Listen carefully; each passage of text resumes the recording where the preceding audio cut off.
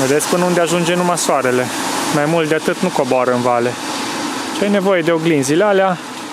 Un sistem foarte complex de oglinzi. Am ajuns în Ryukan. Doar că nori. Nu-i problemă. Experiența contează. E fain și așa. Știi cum e bine și așa rău cum e. Și dacă nu greșesc, oglinzile cred că sunt aici. Sau în cel mai rău caz, dacă greșesc, atunci oglinzile sunt aici. Și uite aici vedeți cadre cu oamenii care au venit cu șezlongurile și efectiv se bucură de soare. Cel mai probabil o să înoptăm aici, că e super, da? Deocamdată trebuie să mâncăm.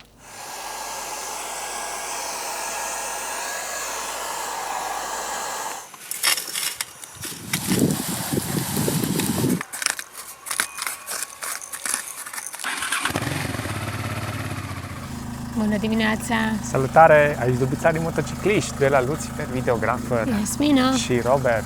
Și vă salutăm din ziua 37, 28 august. Tot din Norvegia. Da. Ne place pe aici. Momentan nu plouă, azi pare să fie o vreme destul de bunicică. Ieri a plouat, mâine va ploua. Așa că astăzi hai să mai profităm și să mergem să vizităm două chestii nu foarte mari, nu foarte impunătoare, dar interesante. Ce? Zi! Ce? Eu mă duc la patiseria mea. Așa, unde ce găsim? Nu știu, vedem. Și unde am plasat-o? Într-o căsuță de lemn, într-o pădure. Da, e de fapt și un camping, aparține de camping. Deci o să fie un pic ceva mai altfel, dar până să ajungem la acea patiserie, vrem să trecem prin localitatea Ryukan, care se scrie R-J-K-A-N, și pentru ce i-a cunoscut așa mai mult în lumea online, pentru că, din păcate, oamenii, locuitorii acelui sat sau ce este, o comună, nu au soare din noiembrie până în februarie. Exact. Dar asta de ce? Pentru că se află într-o vale foarte abruptă, foarte adâncă, iar soarele pe timpul iernii orbitează cumva mai plan, nu se ridică foarte mult. Și atunci ei nu au soare. Și ce s-a gândit? Nu știu exact cine. Cineva pe care l-a dus capul. În anul 2013 au amplasat o dita mai oglinda pe unul din versanți, chiar sus pe munte, îndreptat să bată chiar în centrul orașului. Și acolo vin localnicii să pun pe șezlonguri, pe scaune și savurează razele soarelui, ca să-și ia și ei un pic de energie pe timpul iernii. Foarte tare! Hai să mergem să vedem această localitate. Haide! Să ieșim de aici, de la locul de campare. Uite ce fain, că am avut aici pubele din astea de gunoi, unde putem arunca gunoiul general, nu trebuie neapărat selectiv. Momentan 11 grade afară, hai că nu e rău, și ora 11. Și ce avem în față? O urcare de 7%. Deci ieri ne-a rupt cu urcarea. Am fost la cascadă, la Voringsfossen, a fost urcare de 8% prin tunel și totul așa, întortocheat. Bă, m-am speriat la un moment dat că începea dubița să trepideze, că nu puteam să mă duc cu viteza necesară în tunel, cât să-mi ducă cu treapta de viteză în care eram. Mă, și dă și schimbă înapoi și în spate mașini. Și, bă, a fost un pic de... Uite și aici, parcare faină, de urcat. Așa cum o las cu a treia, frumos, 2300-2400 de ture. Și dau pe tempomat să urce constant.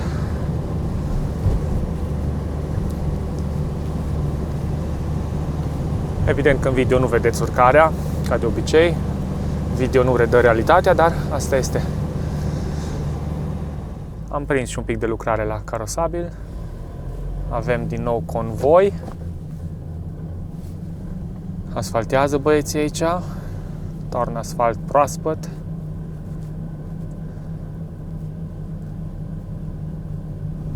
Am tot urcat până la 1100 de metri, iară pe ceva platou. Și acum am început coborârile în ceață. Vă și las cu un hyperlapse iară, să vedem cum se vede toată atmosfera și drumul pe ceață.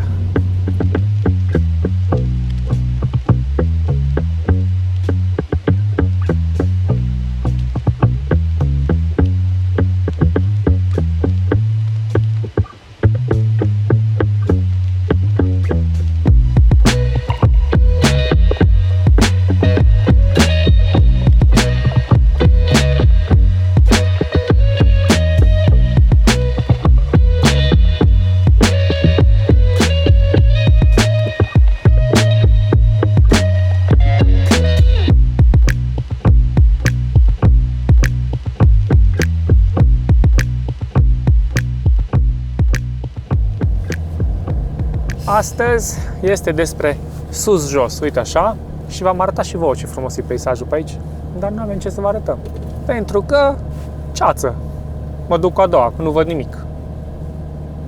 Deci pe marginea drumului am 3-4 liniuțe din alea punctate, atâta și văd înainte. Poate 8 metri, 10 metri, poate, dacă văd atât. Uite, vine o curbă strânsă la stânga. Și pe aia cu măgarul în ceață. Aia suntem noi acum. Și că 60 la oră, da, când e soare, 60 la oră pe aici. 30 la oră am. Și tot urcăm și nici nu știm până unde urcăm. Sperăm să vină și coborârile, că deja ne-am săturat de urcări. Cred că și Dubița s-a săturat să tot urce atâta. Am urcat, am ajuns pe un platou și aici unde vedeți toată ceața asta e un lac, e cred că ca un fel de baraj. Și ăsta ține tot, nu lasă să treacă mai departe. Băi, ce interesant! Cred că s-a văzut fain acum în acest hyperlapse ce l-am făcut, cum am ieșit efectiv din ceață și au apărut senin. Wow! Superb, superb!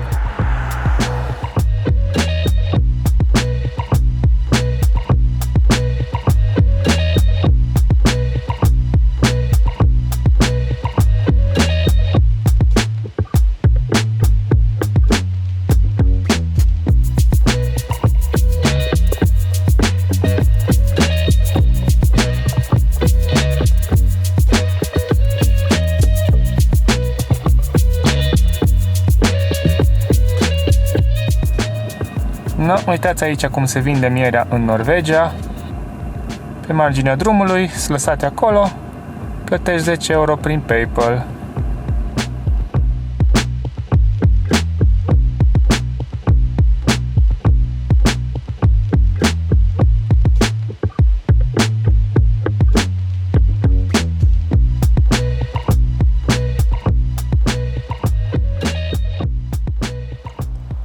Mai vreo 37 de kilometri până la Rjukan, dar pauză, mic dejun. Acum am să face un sandwich cald și mergem mai departe. Era cazul că am trecut o oră jumate de când am plecat deja. S-a făcut un pic foame. Vremea îi așa. Încă nu plouă, dar nu e nici fain. Vedem ce găsim astăzi iară să campăm. Mă bate gândul să fac un duș. Aici se deschid ușa, să-mi pun materialele ale mele de duș, ale albe, să dau drumul înăuntru la căldură, dar să nu bate vântul. Acum, de exemplu, e fain. Vedem ce ne aduce până la finalul zilei. Am făcut dreapta pe drumul 364 și mergem de-a lungul acestui lac, cumva într-un fiord. O să facem așa o roată, stânga și mergem de-a lungul lui. Mai avem 28 de kilometri până la Rjukan. Băi, dar ce frumos e afară. O să vă și las acum un hyperlapse pe imagine să vedeți drumul. Superb!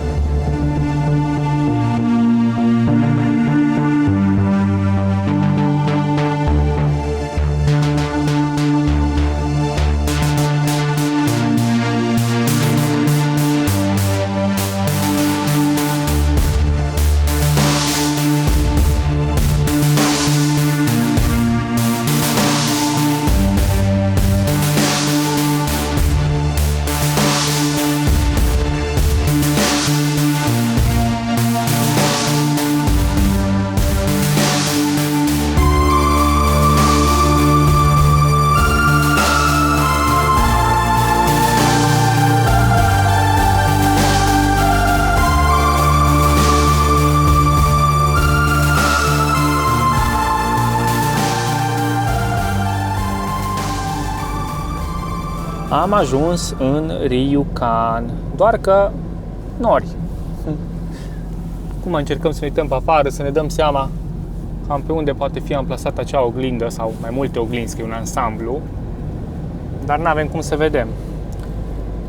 Și imediat suntem în centru, mergem măcar să căutăm piața ca idee. Să vedem unde s-ar aduna oamenii peste iarnă, să ia o rază de soare. Și oricum o să vă las eu ceva imagini de pe internet, că nu avem ce face. Să mai întâmplă în Norvegia să prinzi și nori și ceață și vreme mai urâtă. Și cumva să vii aproape degeaba într-o locație.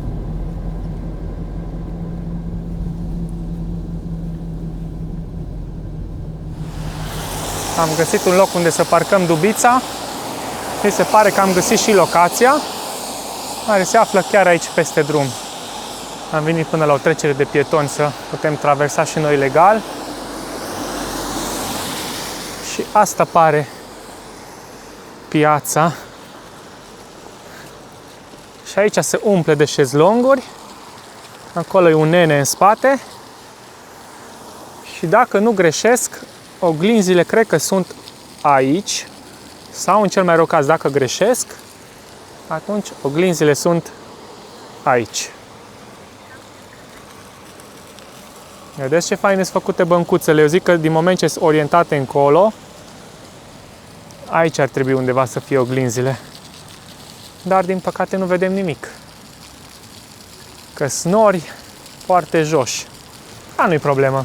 Experiența contează. E fain și așa. Știi cum e? E bine și așa rău cum e.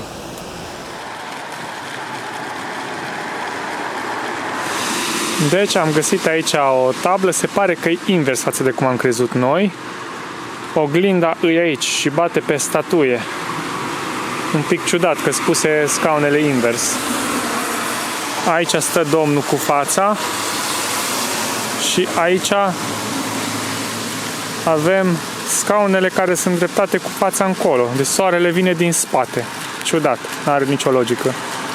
Și uite aici vedeți cadre cu oamenii care au venit cu șezlongurile și efectiv se bucură de soare. Așa arată în mod normal, uite. Vedeți până unde ajunge numai soarele. Mai mult de atât nu coboară în vale. Ce ai nevoie de oglinzile alea? Un sistem foarte complex de oglinzi care reflectă înapoi spre vale toată lumina soarelui. Aici ne este trecut că ar fi o idee de 100 de ani care a fost adusă la viață. Uite-te ce tare!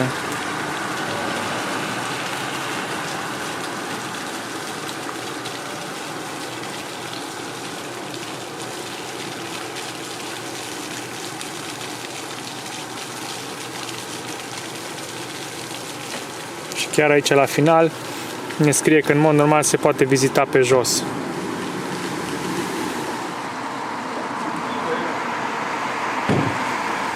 Chiar aici, lângă dubița noastră unde am lăsat-o parcată, Iasmina a remarcat că scrie ceva self-service din asta cu, uite, cu WC-uri, cu dușuri, cu mașină de spălat, chestii de gen, uite cum scrie pe, uite, service, big G, WC, duș, wash, la la la. Și acum ne-am uitat și am căutat și pe internet un pic și scrie că îi cu 20 de coroane, aia vine 10 lei.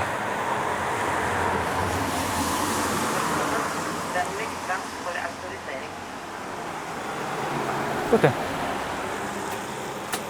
10 secunde stă ușa deschisă. Intră Iasmina, aștept să se închidă ușa.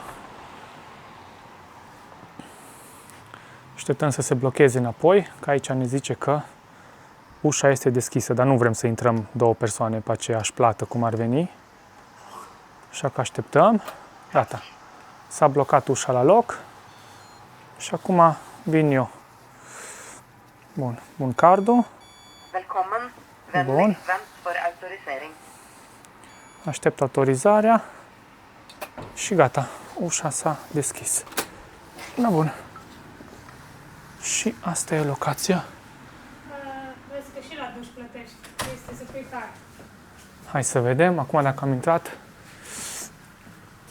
îmi facem. Prima oară mă duc la WC și după aia la duș să vedem ce-i pe aici. Mă bag la duș. Da, îmi zice cât costă. Nu cred. Asta e. Nu știu cât costă, atâta costă. Bine, pa! Am intrat și la duș. Aici avem de pus încă o dată cardul. Velkommen. Vennligst vent for autorisering. Așteptăm pentru autorizare. S-a aprobat. Gata, 7 minute. Aici e dușul. Vă las că mă bag la treabă. Ne vedem. Am terminat. Am avut 7 minute la duș timp și am plătit în total 22 de lei, că a fost 9 lei intrarea, efectiv ca să te duci să te speli pe mâini, WC-ul și alea. Și am văzut ca să speli 50 de coroane, deci vreo 25 de lei. Și dușul a costat 13 lei de persoană. Deci 5 euro de persoană aproape am plătit, nu? Deci a meritat să venim până aici. Nici atât, 22 de lei cât e, 4 euro și 10 cenți sau ceva de genul. Na, e ok. Ne așteaptă Dubița. Din păcate Iasmina a uitat să-și ia fânul cu ea, că aveam priză acolo, așa că o să ne uscăm acum de la curentul mașinii. Nu e problemă, că avem, este de unde. Hai, ce m-am bucurat de dușul ăsta, sincer, pentru că Robert a zis că asta trebuie să facem de afară, unde, pe 10-13 grade, când ai și părul așa lung, până lugi, până... E bine, acum mergem la patiserie. Sperăm să fie ok, să găsim ceva. Mai avem vreo 70 de kilometri.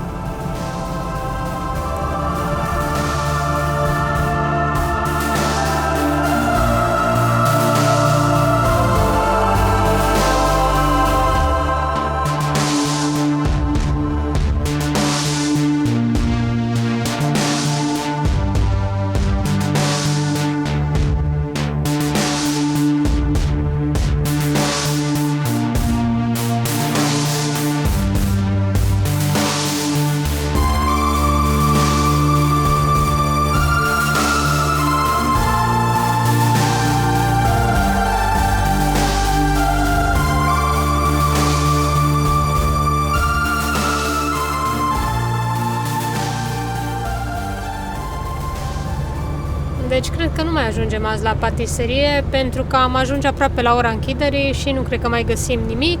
Am găsit-o la vreo 30 ceva de kilometri, un loc de campare, sperăm să fie ok și să stăm acolo. Și atunci mâine ne continuăm drumul spre patiserie. Luăm micul dejun acolo. A început să picure. Ne-am oprit să admirăm căsuțele astea faine cu iarbă pe acoperiș. Suntem iară pe un platou, cât vezi cu ochii în jurul nostru, toate casele au verdeața aia pe ele, vegetația aia pe ele. Foarte interesant, dar mult. Deci am venit, cred că, nu știu, nu vreau să exagerez, vreo 10 km tot venim și toate casele sunt așa, tot platoul ăsta. Hai că oprim, că din mers e greu să iei un cadru cu ele. Mai avem 2 km până la locația unde vrem să campăm și uitați ce vreme faină s-a făcut. Chiar e ce trebuie. Să sperăm că nu se mai răutățește, s-a uscat și drumul. Drept urmare, aici nu a plouat foarte recent. Se mai văd doar mici urme așa de umezeală în zonele umbrite. Ne este foame, abia așteptăm să putem face de mâncare și asta ar fi un plus mare, să putem face afară, să nu mai trebuiască să gătim iar în mașină. Suntem chiar la coada lacului undeva. Deja vedem parcarea. Peisajul e fain. Avem și o băncuță, numai bine putem să ne facem de mâncare acolo.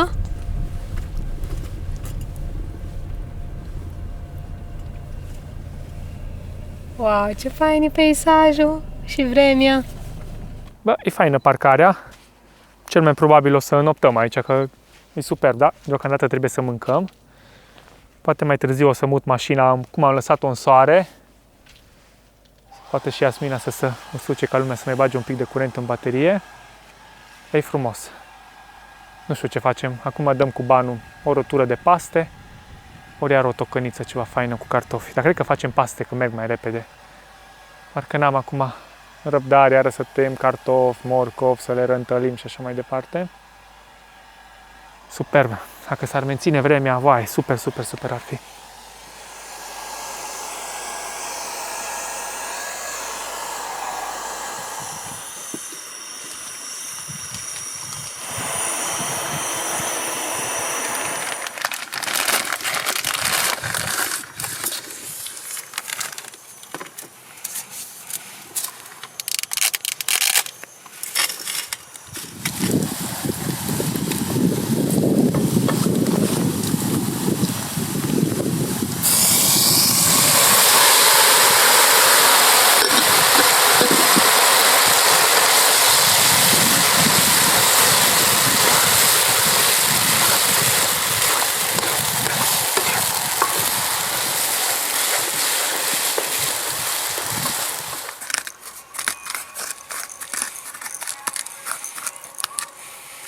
Am terminat cina.